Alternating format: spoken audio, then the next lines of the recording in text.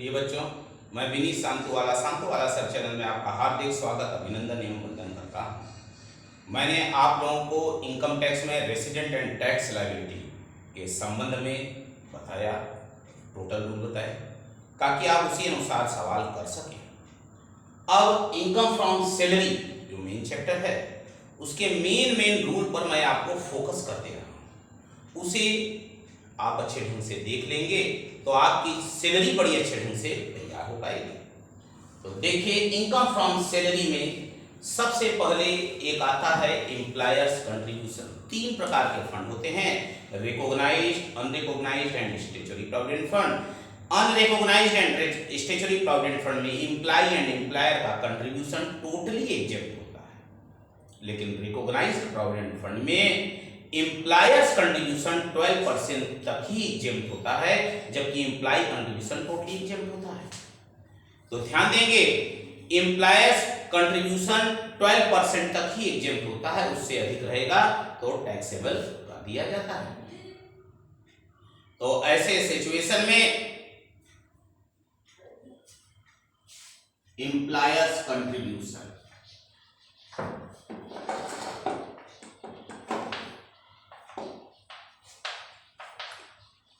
इन RPF, recognised provident fund. तो ध्यान दें, यहां सैलरी इक्वल टू क्या होता है? सैलरी इक्वल टू होता है बेसिक सैलरी, डियरनेस पे, कमीशन ऑन रेट।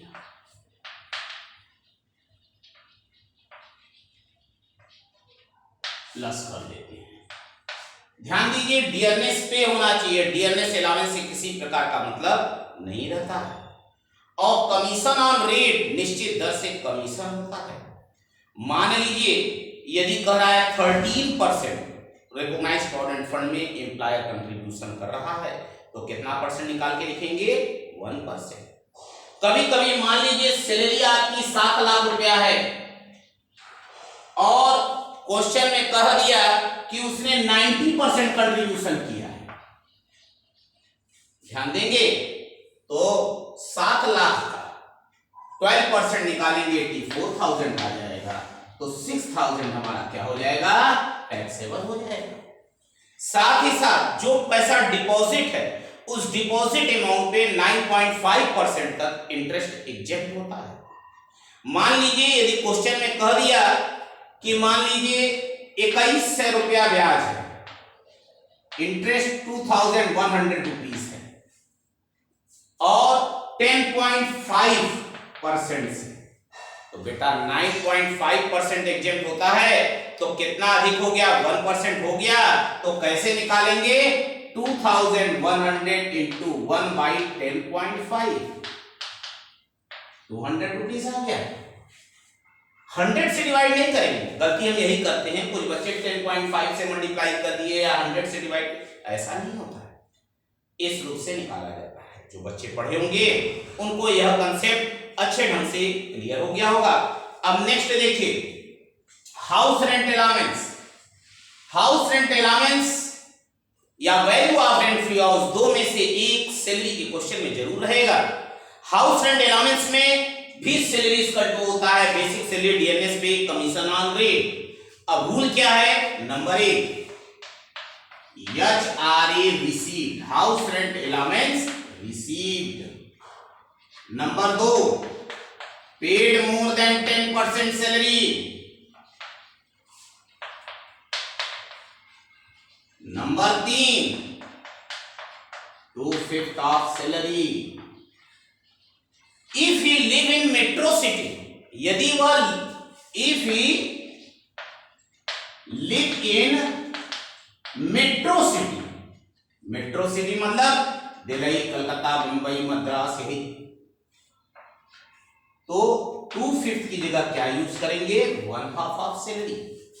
जब तीनों निकाल लेंगे, which is less than, जो सबसे कम होगा, विच इज लेस, जो तीनों में सबसे कम होगा वह एग्जेम्प्ट होता है। और टैक्सेबल कैसे निकालते हैं? हाउस रेंट अलाउंस रिसीव में टैक्स फ्री अमाउंट माइनस कर देंगे तो हमारा क्या आ जाएगा प्रिय बच्चों? टैक्सेबल अमाउंट आ जाएगा। यह मैंने आपको हाउस रेंट अलाउंस बताया। ध्यान दीजिएगा, शुरू से अंत तक वीडियो जरूर देखिएगा, तभी आपको पूरा रूल समझ में आएगा। लाइक जरूर कर दीजिएगा, कमेंट जरूर लिखिएगा। भाई हम लोगों को यही पूंजी होती है कि भाई बच्चों ने कितना पसंद किया। हर चैप्टर का मैं आप लोगों को ऐसे फंडामेंटल बताते चलूंगा। अब देखिए, ये हो गया हाउस रेंट अलाउंस। इसके बाद value of rent free house. क्या है? Value of rent free house. ध्यान देंगे, value of rent free house. यहां सैलरी इक्वल टू क्या होता है? Basic salary plus dearness pay plus bonus, चाहे जैसा भी कमीशन हो, to by commission and all taxable allowance. लेकिन डियरनेस अलाउंस इसमें इंक्लूड नहीं होता है। अब इसकी कई कंडीशन है। यदि क्वेश्चन में पॉपुलेशन दिया है, if population is less than 10 lakh, if population is less than 10 lakh, 7.5% of salary, 7.5% of salary will be value of rent free house। यहां किसी से कंपेयर करने की आवश्यकता नहीं है। Number 2, if population more than 10 lakh, 10% of salary. यदि population more than 10 to 50 lakh कर लीजिए, 10 to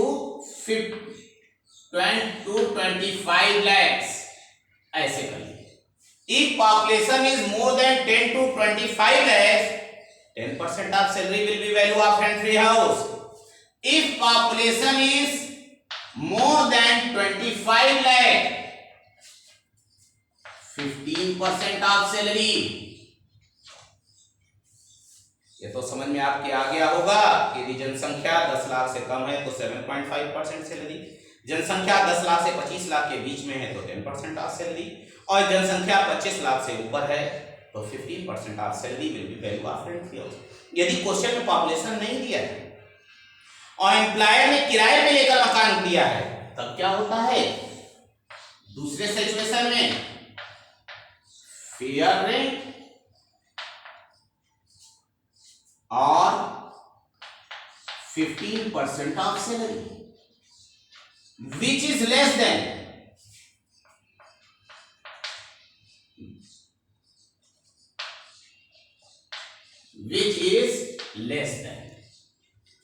यदि फेयर रेंट और 15% ऑफ सैलरी दिया है तो दोनों में कम रहेगा, वही value of rent free house होगा। यदि एम्प्लॉयर का हाउस है तब क्या करना है? थर्ड सिचुएशन में 15% of salary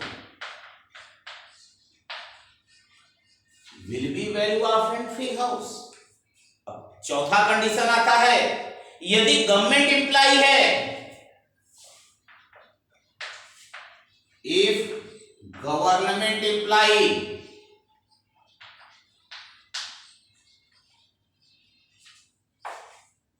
amount paid by government rule, amount paid by government rule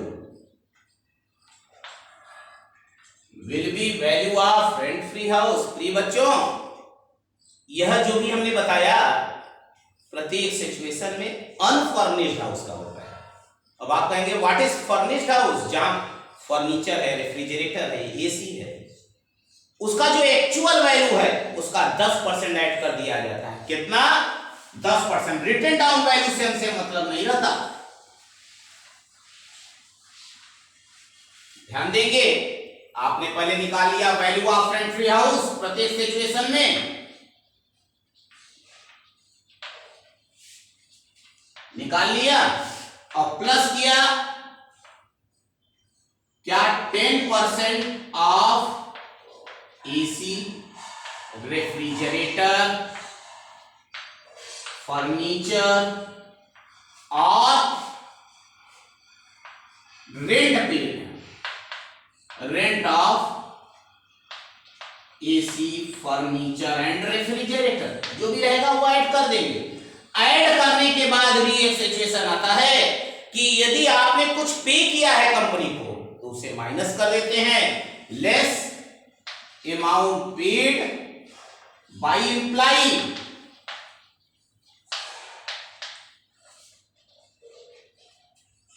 minus करने पे जो आएगा वही हमारा क्या हो जाएगा, value of rent free house आ जाएगा। बहुत शॉर्ट वीडियो में टोटल रूल मैं आपको बता रहा हूं, शुरू से अंत तक जरूर देखिएगा, लाइक जरूर कीजिएगा और साथ ही साथ अच्छे कमेंट्स भी लिखिएगा। अब इसके बाद आता है car.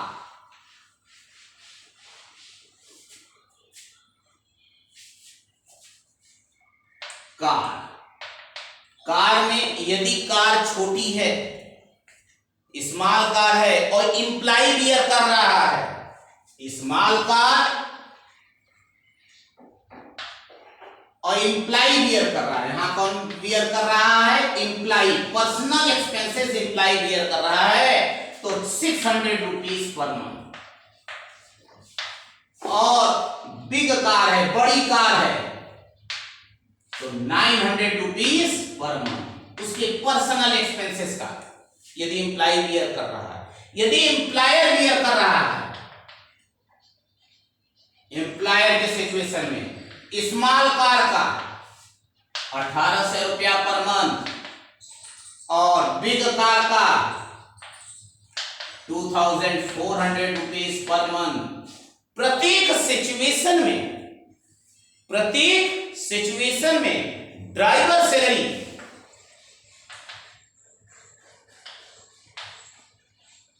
900 rupees per month will be taxable. मान लीजिए एक से अधिक कार आपको प्रोवाइड हुई है, उसकी वैल्यू दी है, उसका खर्चा दिया है, तो ऐसे सिचुएशन में क्या करेंगे, ड्राइवर सैलरी भी दी हुई, तो फर्स्ट कार जो मतलब जो सब बड़ी कार होगी या जिसकी वैल्यू अधिक होगी वह बाई रूल निकालेंगे, यह रूल है जो, और शेष कारों का 10%, शेष कार जो रहेगा उसकी वैल्यू का 10%, जितने भी खर्चे रहेंगे वो कुल, जितना भी ड्राइवर की सैलरी रहेगी कुल, वह कुल ऐड कर देंगे तो हमारा क्या हो जाएगा, वैल्यू ऑफ रेंट फ्री ये कार फैसिलिटी हो जाएगी।